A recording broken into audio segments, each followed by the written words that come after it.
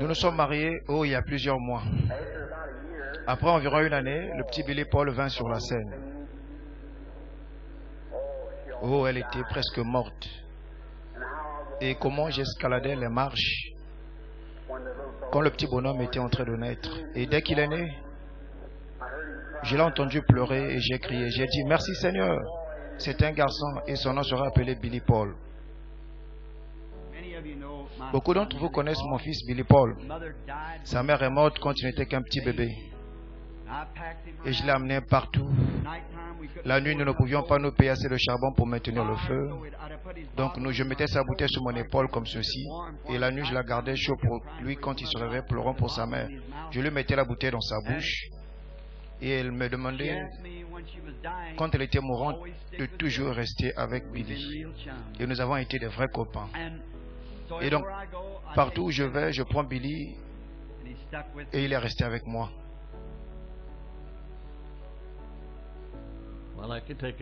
J'aimerais profiter de cette occasion pour vous saluer. Je n'ai plus l'avantage de cette opportunité. Vous devenez un peu plus vieux, vous ne faites plus les choses que vous faisiez avant. Vous le désirez dans votre cœur. Une chose que je veux que vous sachiez, c'est que je vous aime et je prie pour vous chaque jour. Je sais que vous priez pour moi, c'est pourquoi je suis ici aujourd'hui.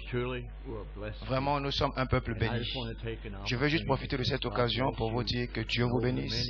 Et durant de nombreuses années que je vous ai connu et j'ai travaillé avec vous quand papa était ici et aujourd'hui dans le travail avec frère Joseph. C'est juste un honneur de vous appeler mes amis. Et vous savez, cette parole ne pouvait pas seulement la dire, mais je crois simplement cela. Juste une petite salutation sur une bénédiction pour vous. Juste vous dire je vous aime et vous pouvez sentir cela dans votre cœur. Vous savez, frère Branham dit, nous pouvons beaucoup parler, nous pouvons beaucoup chanter, nous pouvons beaucoup crier, mais nous ne prierons jamais assez. Et que chaque jour, frère Branham m'a dit, quand tu viens au bureau Billy, je veux que tu t'occupes de mes lettres. Et j'ai dit, papa, je ne sais pas manipuler la machine à écrire. Il a dit, le Seigneur sera avec toi. Il m'a dit, il veut que tu le fasses pour moi. J'ai dit, ok. Il a dit, peu importe que tu aies une lettre ou des milliers. Il a dit, la première chose que tu fais, c'est de t'agenouiller et prier. Pose tes mains sur la lettre et demande au Seigneur de t'aider ce jour-là. Il a dit, ne réponds à aucune question biblique. Ne réponds pas à ma place. Il a dit, s'il y a une question qui m'est destinée, tu la gardes et quand nous serons ensemble le lendemain, ou ce jour-là, ou peu importe, il a dit, tu écris sur l'enveloppe et je vais répondre aux questions. Il a dit, peu importe où je me trouve. Il dit, souviens-toi, tous les jours que tu t'occupes des lettres, il a dit, je prierai pour toi. Et il a dit, Dieu sera là avec toi. Il dit, ne traite pas les lettres. Il a dit, ouvre une lettre à la fois et souviens. Pense simplement comme si tu avais seulement à répondre à une lettre. Et il a dit, quand tu as fini avec cela, il a dit, écarte cela et prends une autre. C'est ce que j'ai fait durant les 60 dernières années. Et ça a été un grand honneur. Je sais que je suis maintenant en train de vieillir, mais je ne suis pas un vieil homme. Mais je sais que je suis en train d'aller vers là. Et très bientôt, je devrais partir et être dans cet endroit où nous languissons d'être. Et je crois que l'heure vraiment très avancée. Mais j'ai juste voulu profiter de cette occasion pour vous dire que je vous aime et je vous remercie pour votre amour pour moi, pour votre position pour cette parole. Et vous savez, frère Billy, je suis en train de vous parler du fond de mon cœur. Je crois que ceci est le message d'un seul homme.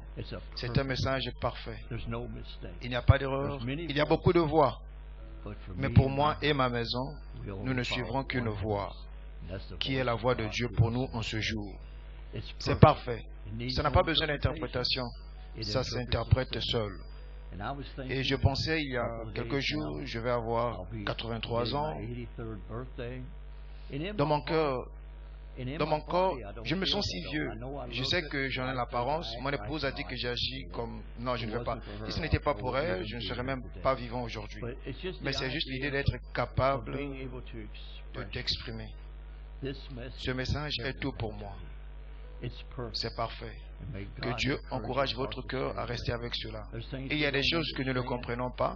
Mais souvenez-vous, si Dieu l'a pensé, frère Branham l'a dit, nous le croyons. Cela règle la question. Je pensais l'autre jour, quand je me suis réveillé, quand j'étais un petit garçon, j'avais environ 12 ans. Nous étions dans une petite ville appelée Vandala dans l'Ilwana. Et frère Branham avait des réunions sous tente. Et nous sommes restés dans un petit hôtel moins cher. Je dis cela pour que cela s'accorde avec mon témoignage ici. Je sais que vous m'avez probablement déjà entendu de ce témoignage, mais peut-être une fois de plus, j'aimerais partager avec vous, parce que c'est l'une des plus grandes expériences de ma vie. Et dans cette chambre, il n'y avait même pas de salle de bain. La salle de bain était au fond du couloir. Nous avions juste un lavabo, à peu près là où est la caméra. C'est juste un petit lavabo avec une petite cruche. C'est là que nous lavions nos mains et tout. Si nous avions à prendre une douche, prendre un bain, nous allions au bout du couloir. J'avais l'habitude de vendre dans les réunions, j'avais un petit tablier. Et j'allais là et je vendais quelques livres. Il y avait 3 livres que Frère Branham avait. Jésus-Christ le même, hier, aujourd'hui, et pour toujours. Je n'ai pas désobéi à la vision céleste, la guérison divine, les guérisons divines dans les campagnes. Je pensais que j'étais sortir là et vendre ses livres. Papa était toujours, et quand je voyais que le Seigneur se manifestait dans les réunions, et en tant qu'enfant, il nous parlait de ces choses, comme l'ange le visitait. Je me rappelle un soir, dans cette chambre d'hôtel, nous étions restés là. Le petit frère de mon père travaillait avec nous à ce moment. Il conduisait le véhicule, et son nom était Donny. Il était le cadet. Lui, papa et moi dormions dans la même chambre. Et je ne me rappelle plus. Je sais que papa a dit sur Bond qu'il a pris un oreiller, il l'a placé dessus et il me réveilla. Tout ce dont je me rappelle est que je me suis réveillé, il y avait une oreille sur mon visage. Et il avait juste mis un oreille sur mon visage. Il a dit, Paul. J'ai dit, oui monsieur. C'était aux environs de 2 heures du matin. Il a dit, tu connais l'ange dont papa parle? J'ai dit, oui monsieur. Il a dit, il m'a visité ce soir et il était en train de me dire certaines choses à propos des réunions et comment conduire les réunions et ce qui allait se passer. J'ai dit, oui monsieur. Il avait toujours l'oreille sur mon visage. Et il a dit, je lui ai demandé, puis-je te réveiller?